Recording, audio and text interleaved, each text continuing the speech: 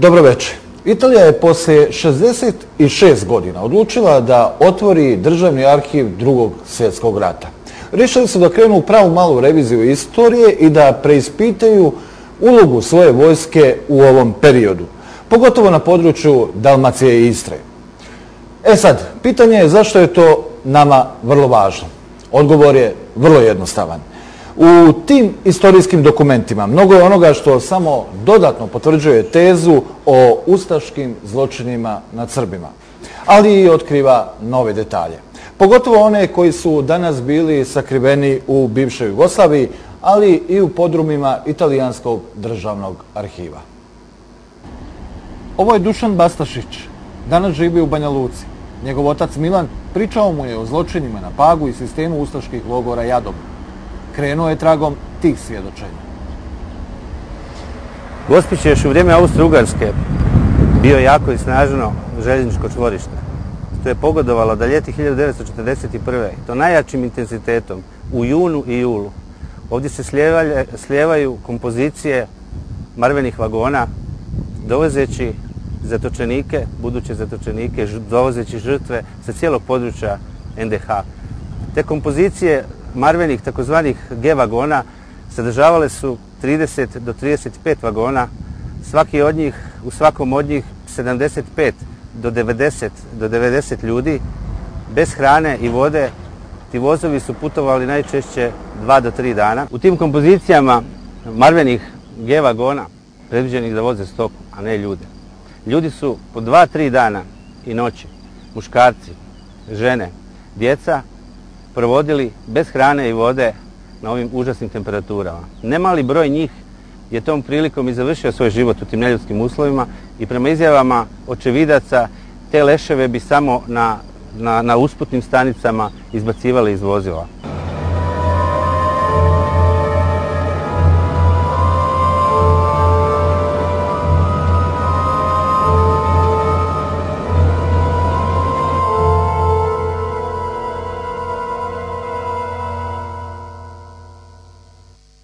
Najveći broj zatočenika, od kako ih je dr. Đuro Zatezalo evidentirao, 42.246 koji su stigli u Gospić, najveći broj njih je stigao upravo vozovima na ovu željezničku stanicu. Jedan manji broj lokalnog stanovništva Like je bilo pješice, bilo sa svojim kolima, konjima išao direktno na stratišta, ali najveći broj je stigao marvenim vagonima. Kada bi ovdje izašli, vezivali bi ih dvojicu po dvojicu, svakog žicom, a onda između njih provukli, kako kažu, nešto iznad koljena, visine koljena, jedan lanac na koji bi vezali obojicu i tako su pravili dvorede, tako su pravili četverorede, koji bi onda najčešće odavdje pješke išli uz udarce, uz psovke, uz maltretiranja, ali i uz nekakvu zluradost lokalnog stanovništva, išli pješke do kaznionice okružnog suda u centru Gospića.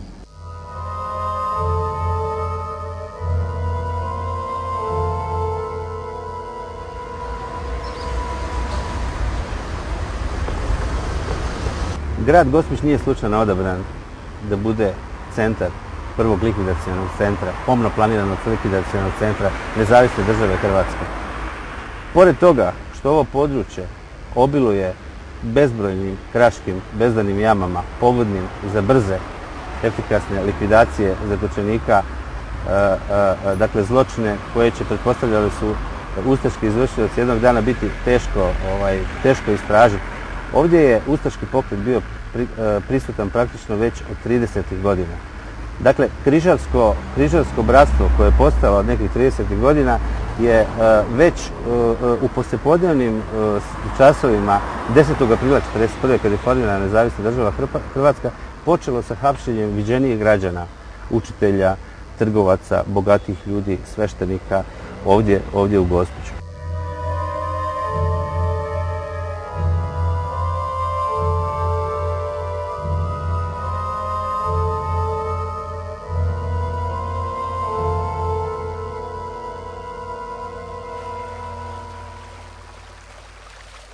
Nalazimo se neka 2 do 3 km od Karlobaga, koji je iza naših leđa.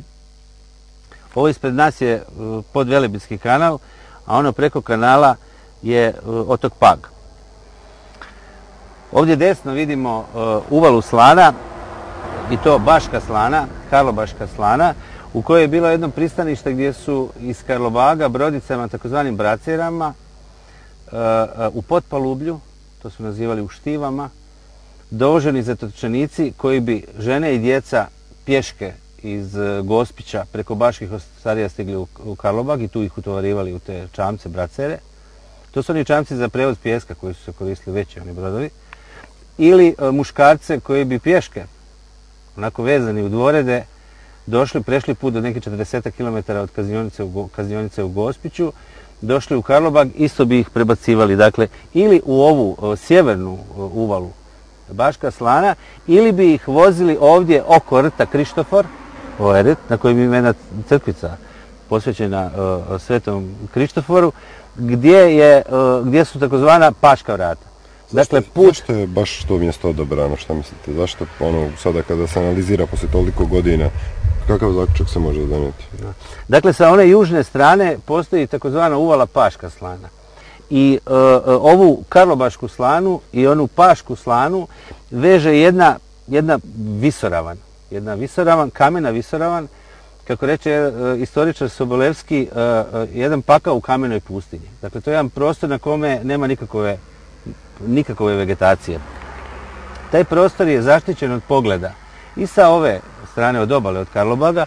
Isto tako nemoguće je ljudima, stanovnicima ostrva Paga vidjeti to mjesto.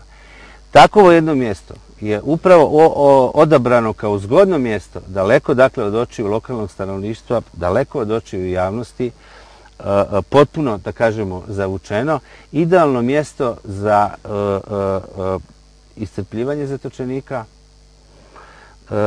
i za njihove likvidacije kako na samom tom kamenjaru, tako u puno većem broju likvidacije u ovom akvatorijumu, naročito Paških vrata.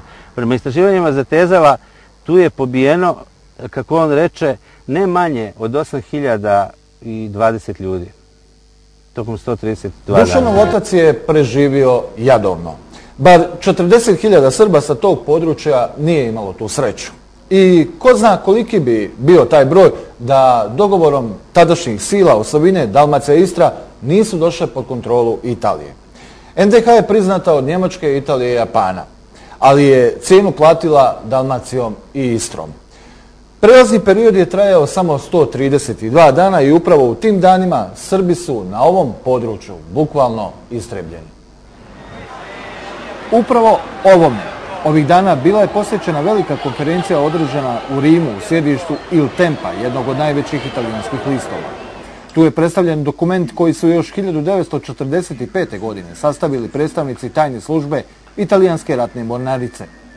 Dokument je štampat pomognut fondovima tadašnjeg ministarstva unutrašnjih poslova, godinu dana poslije, kako bi bio predstavljen na mirovnoj konferenciji u Versaju.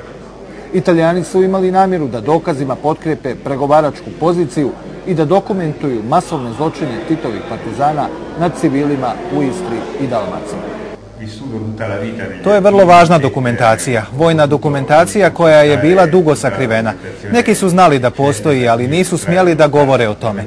Sjetite se samo istorijskih razloga. Tu se nalaze fotografije, izvještaje italijanske vojske koji su pisani za komandu u Rimu. To je veoma značajno i mijenja ulogu italijanske vojske koja je okupirala Dalmaciju i Istru. I ne samo to. Posljednjih 20 stranica ovog dokumenta su originalne fotografije, njema svjedočanstva o srpskim žrtvama, o nedokladnoj srpskoj djeci iščupanoj iz ustaških kandži, izranjavanih muškaraca i žena izvučenih iz jama. Italijani su te zločine nazvali prvim etničkim čišćenjem u Europi u 20. vijeku. Takve fotografije ja nikad nisam vidjela, niti sam čula da postoje. Nikad tako nešto se nije smelo ili nije moglo reći jer nije postojao dokaz, to je uništavano. U italijanskim arhivima i to postoji. To su vojni arhivi Italije, to su državni arhivi Italije, Ministarstvu inostranih poslova Italije, to sve stoji. Još nešto. Među tim fotografijama su i fotografije civila, srpskih civila, ljudi, koje su Italijani spašavali iz jama, koji su preživjeli. Ima jedna fotografija jednog dečaka, jednog malog dečaka, svog izamotanog, izuvijanog, izranjavljenog, koji se smeška. Tu je medicinska sestra italijanska u obrucu, u bolnici italijanskoj, tu je lekar, svi su oko njega. Dete onako sve jadno zamotano. Ima samo datum. Gde se to desilo, kada se to desilo, gde su ga, ne zna se, ništa više se ne vidi sa fotografije. Dokument ima neprocjenjivu istorijsku vrijednost. Više od 40.000 Srba i Jevreja su do dolaska Italijana sistematski ubijani. NDH je i na ovom području u djelo sprovodila politiku Ante Pavelića. Od toga 99% su bili Srbi. Italijani su sve to vidjeli, pratili, ali nisu mogli da intervenišu jer se još uvijek nije odlučilo da li je to njihova teritorija ili nije njihova teritorija. Čim su došli, posle 132 dana, u međuvremenu su radili što su mogli. Spasavali su Srbe iz jama, preživele, lečili ih, sklanjali. I čak je došlo do kolizije između političkog vrha Italije i vojnog vrha Italije. O tome isto postoje dokumenta, pisma, zvanična, protesti. Ovaj dokument je štampan u nešto više od 1000 primjeraka na izuzetno skupoj hartiji. Italijanska vlada ga je preuzela i umjesto da ga pošalje u Versaj, poslala ga je u mrak državnog arhiva. Na sreću, jedan od italijanskih oficira iz tog perioda, Aimone Finestra, još uvijek je živ. Iako ima 90 godina, u dobroj je kondiciji i što je još važnije, ispričao nam je mnogo toga iz perioda kada je stigao u Liku. U ljeto 1941. godine bio sam u 6. bataljonu Barsaljera u Trstu kada su nas pozvali da hitno dođemo u Liku. Stigli smo u Gračac gdje nam je naređeno da napravimo logor. Tu nije bilo domobrana, samo ustaše. Kada smo počeli da zabadamo kočiće u zemlju, vidjeli smo da nešto nije u redu. Lako su propadali u zemlju. Tada smo ustanovili da stojimo na zatrpanoj masovnoj grobnici. Saznali smo vrlo brzo da su tu zatrpani srpski civili, djeca i žene. Istog trenutka znali smo ko je ovdje zločinac, a prema kome treba da zauzmemo zaštitnički stav. Aimone Finestra je danas italijanski senator i njegova riječ se tamo dobro osluškuje. I Lucio Totti je senator. Bio je dijete kada je njegova porodica morala da napusti rodni Zadar. Vrlo dobro se sjeća ratnih godina i onoga o čemu se pričalo u njegovoj porodici. Da, pričalo se o zločinima nad Srbima u Drugom svjetskom ratu. O tome svjedoče izvještaji naših oficira. To su činile ustaše za koje se govorilo da treba da budu naši saveznici. Tako međutim nije bilo, jer je njihova namjera bila da i nas protjeraju iz Istre i Dalmacije. Čim je Mussolinijeva Italija pala, oni su okupirali sve gradove koji su bili italijanski. Finestra i Totti, senator, ljudi od ugleda i iskustva. Oni su danas živi svjedoci svega što se dešavalo u tom dijelu nekadašnje Jugoslavije. Ili NDH, ili Italije, kako god hoćete. Priča je mnogo. Finestra izdvaja i sljedeću. Jedne večeri, tek kada smo stigli u Gračac, uznemirila su nas vika, plać i dozivanje u pomoći. Stizali su iz ustaške kasarne, smještene u osnovnoj školi u Gračacu. Nismo tražili viša naređenja, nego smo pod oružjem u kamionima krenuli ka školi. Opkolili smo je i postavili se ispred nje. Tu su bili i naši oficiri i vojnici. Kada smo ušli, pitali smo ustaškog komandanta šta se to dešava. Rekao je da su tu zatočene Srpkinje koje služe za sve što im je potrebno. Tražili smo da ih odmah puste. Ustaše su negodovale zbog toga, a neki komandant sa brazgotinom preko obraza rekao je da imaju pravo da se svete Srbima za sve ono što im se dešavalo u Kraljevini Jugoslaviji. To nismo mogli da razumijemo, tu neku osvetu, pa ustaše nisu imale kud. Žene i djevojke smo iste večeri prevezli u Split. Sutradan smo vidjeli pravu pustoš u selima oko Gračaca. Kilometrima u okolini sve kuće su bile spaljene i opljačkane. Vladala je mrtvačka tišina, a živih Srba nije bilo. Sve je bilo ubijeno i opljačkano. To je Italijanima bilo dovoljno. Stali su u zaštitu srpskih civila. Zatvorili su kompleks logora Jadovno. Ustašama su zabranili da nose oružje i da se kreću teritorijom koja pripada Italijanima. Evo i još jednog dokaza o zločinima nad Srbima. Jezivu epizodu mi je ispričao Luciano Lama, jedan od vođa nacionalnih sindikata i lider komunističke partije Italije od 1941. do 1943. godine.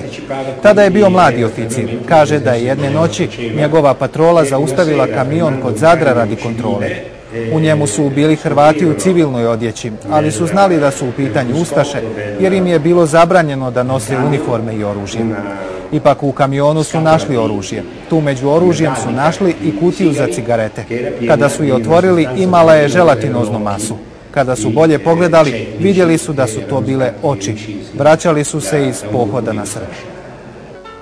Sve ovo je brzo zataškivano nakon rata. Tako su sakriveni i dokumenti koji mnogo govore. Senator Finestra nam govori na čiju su stranu stali on i njegovi vojnici. Vrlo brzo smo shvatili ko je žrtva u ovom ratu. Shvatili smo da su Srbi ovdje sistematski ubijani. Zatvorili smo logore, donijeli pravila za ustaše i zbog toga čak imali sukobe sa civilnim vlastima u Rimu. Nismo mogli da gledamo kako ustaše ubijaju žene, djecu i starce, samo zato što su Srbi. Finestra i njegovi vojnici su tražili i našli kontakt sa četničkim jedinicama Popa Đujića, koje su branile srpska sela u Dalmaciji i Zaleđu. Tvrdi da su se ustaše bojale četnika. I još nešto. Tamo gdje su bili četnici, gdje su oni držali straže, tamo nisu ustaše mogle da prođu i tamo je narod sačuvao živote. Bilo je prilika kada smo ratovali zajedno i pucali na ustaše zajedno.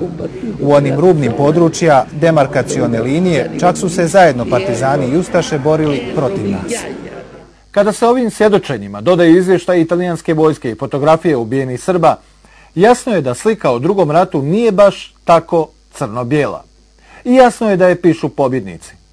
Nikada se u istoriji nije dogodilo da jedna zemlja koja se borila na strani poraženih izađe kao pobjednik iz rata. To se dogodilo sa NDH, fantomskom zemljom drugog rata. I onda su hrvatski kadrovi zataškali i dio ove istorije. Nažalost, to je uradila i Italija. Razlog je jednostavan. To je bilo u vrijeme istorijske osude italijanske invazije na Jugoslaviju. S druge strane, Titova Jugoslavija je na neki način postala saveznička zemlja i italijanska komunistička partija, vrlo moćna nakon rata, nije željela da se odnosi sa Titovom partijom kvari. Ovo je vrlo važna dokumentacija koja jasno pokazuje da su Srbi bili pod užasnom torturom u tom području. Italijanska vojska je uzela zaštitničku ulogu nad njima, zatvorila je logore i zabranila ustašama da budu prisutni na području kojim Italijani komanduju. Padom Berlinskog zida mnogo toga se promijenilo. Zapad više nije strahovao od istoka, ali ni tada Italija nije bila spremna za objavljivanje svog državnog arhiva i dokumentacije koja je govorila o Drugom svjetskom ratu na prostoru Dalmacije i Istre. Bilo je to vrijeme kada su Slovenija i Hrvatska se odcjepljivale od Jugoslavije i Zapadu je odgovaralo da te dvije zemlje budu i definitivno priznati. Mnogi u Italiji danas upoređuju sudbinu srpskog naroda u drugom i ovom posljednjem ratu sa sudbinom italijanskih porodica u Dalmaciji i Istri. Italijani su prvi egzodus doživjeli još 1921. godine, nakon prvog rata, kada je ovo područje pripalo Kraljevini Jugoslaviji. Tada je 80% italijanskog življa napustilo Dalmaciju i Istru. Italijani su se nakon toga vratili. Porodica ovog čovjeka, Gvida Kače, živjela je u Šibeniku. Kada je Italija kapitulirala 1943. godine, italijanska se vojska povukla. Partizani su zauzeli Istru.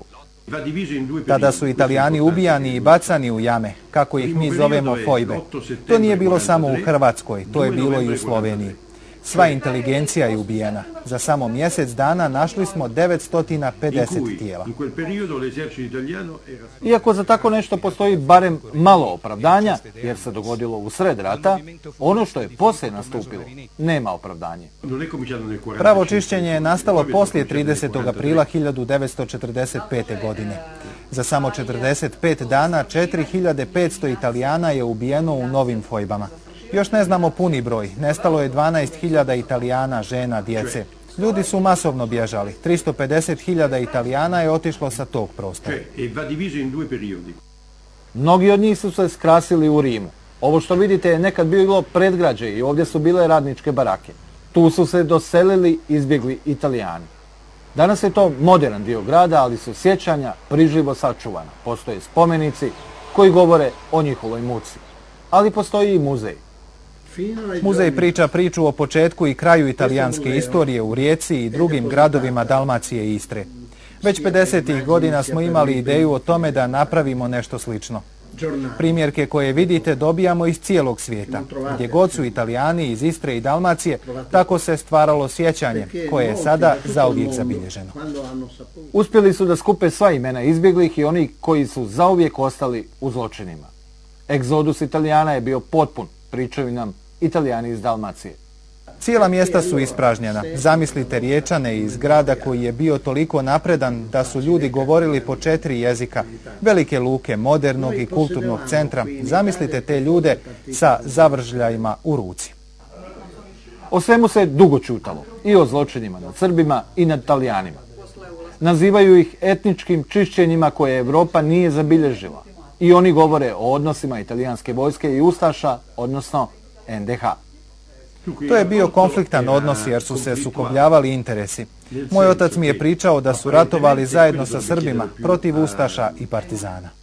Pa kako onda niko o tome nije ništa pričao? Zar bi se istorija ponavljala da je sve bilo otvoreno i da su i Srbi i Hrvati nakon rata znali sve o ovim događajima? Sada polako izlaze na vidjelo i engleski i njemački arhivi i tu se jasno vidi uloga italijanske vojske. Ovaj dokument mnogo toga pokazuje. Evo, o tome niko ništa ovdje u Italiji prije samo 6 godina nije znao. O fojbama, o Srbima, ni o čemu. Danas već 30% Italijana ponešto zna. To je za nas veliki uspjeh.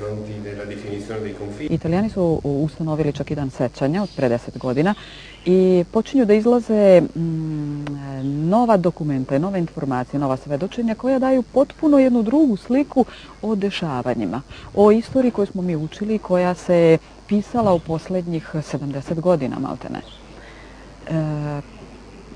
U svemu tome je februara objavljena jedna knjiga.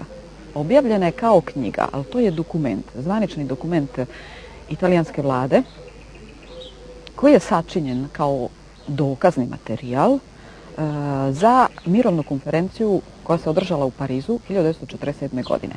Knjiga je dokazni materijal i svedočenje o zločinima počinjenim nad Italijanima posle rata, u godinama, prvim godinama, znači posle 45, tokom kraja 45. i 46. 47. godina.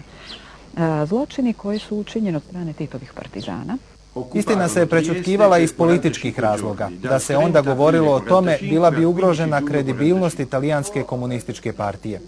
Nakon Titovog ne Staljinu, saveznici su podržavali Jugoslaviju kao tampon zonu prema istoku. Ni tada istina nije odgovarala. Sve do sada nije bilo moguće govoriti o tome. Ove fotografije jasno pokazuju da NDH nije imala samo Jasenovac, Staru Gradišku i druge, nama poznate logore, oko čijih žrtava se i danas vode polemike. Hrvatska minimizira srpske, jevrejske i romske brojeve. Ali kada čovjek u italijanskim arhivima pronađe činjenicu da je za samo 132 dana na ograničenom području Dalmacije i Istre ubijeno 45.000 Srba, jasno je da su srpski podaci mnogo bliže istini.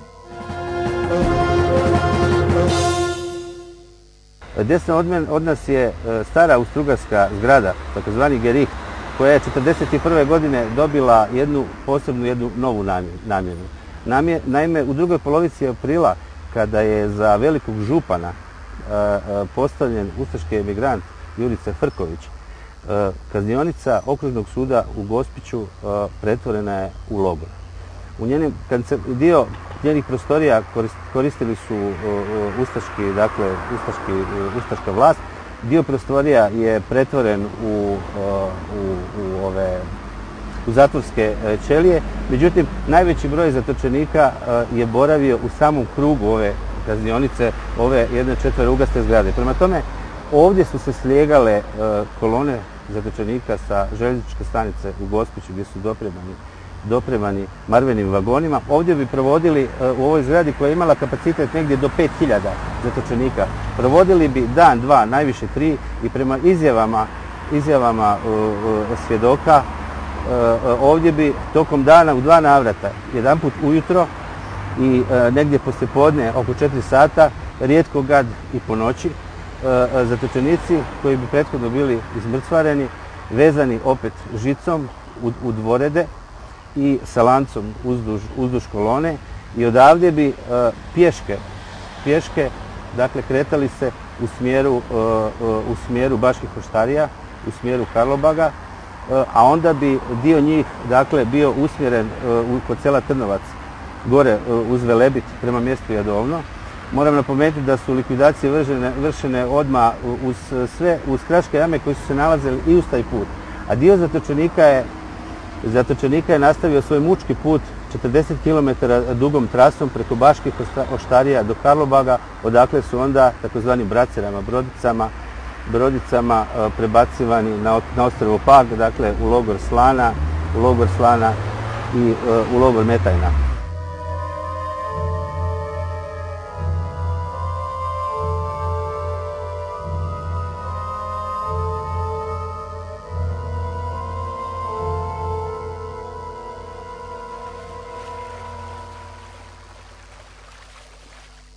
Talijanski oficiri su u više navrata zgroženi onim što su vidjeli da čine ustaše, intervenisali kod svojih pretpostavljenih komandi da se to prekine. Čak su pisali da ne garantuju za ponašanje i za disciplinu i odanost svojih vojnika koji više ne mogu da gledaju strahote koje su se tu dešavale. Do odluka o reokupaciji te zone, mislim da je donešena negdje oko 15. augusta. Uglavnom, Talijani to područje zauzimaju 20. augusta i tad je već logor napušten od strane ustaša. Ono malo zatočenika koje ustaše nisu uspjeli likvidirati, evakuisani su u brodovima u Karlobag i od Karlobaga prema Gospiću, odatle prema Jastrebarskom i Jasenovcu.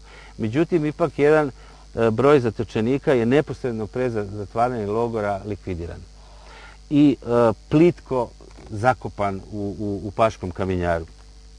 Pošto je od tih likvidacija uoči Velike Gospe, dakle noć uoči Velike Gospe su angažovani ustaše koji su za naknadu novčanu od 100 kuna po satu klanja likvidirali negdje preko 1500 zatočenika. Dakle, nakon nekih 15-20 dana kad su došli Italijani, tu se već širio, bilo je ljeto, velike vrućine, širio se smrad raspadnutih lječina i lokalno stanovništvo se bojalo zagađenosti pitkih voda. Italijani su poslali svoje sanitarce koji su u roku nekih par dana dakle, ekshumirali na području neposredno uz logore, uz jevrejski i srpski logor, ekshumirali su 793 leša, od toga 407 muškaraca, 293 žene, 91 dijete između 5 i 14 godina i jedno dijete od, kako su rekli, predvidio 5 mjeseci. I polili ih sa naftom i zapalili i taj pepeo sahranili. Dakle, ta velika urna i danas postoji na ovom Paškom kamenjaru, ničim obilježena. Dakle, vi nemate ni jednog znaka, ni jednog spomenika. Bila je jedna spomen ploča koja je već dva puta rušena. Prošle godine smo je postavili, nakon 2 dana je ponovo srušena.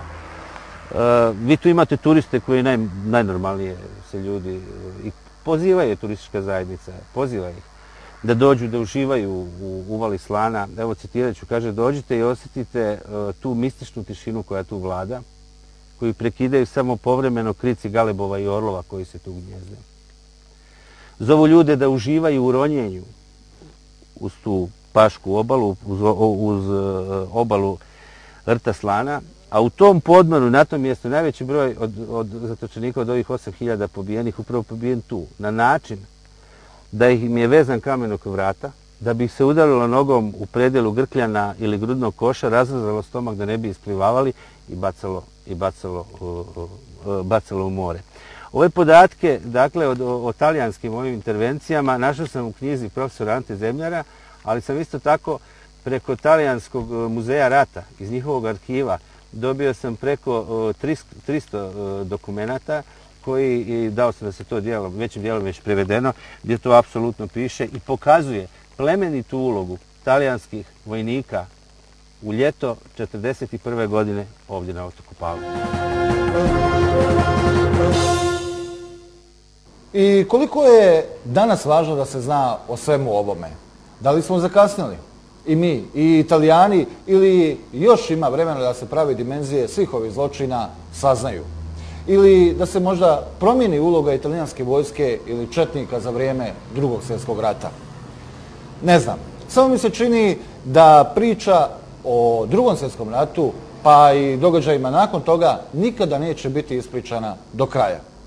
Zato je važno da se skupljaju sva dokumentacija, sva svjedočenja i da se prate događaj u cijelome svijetu.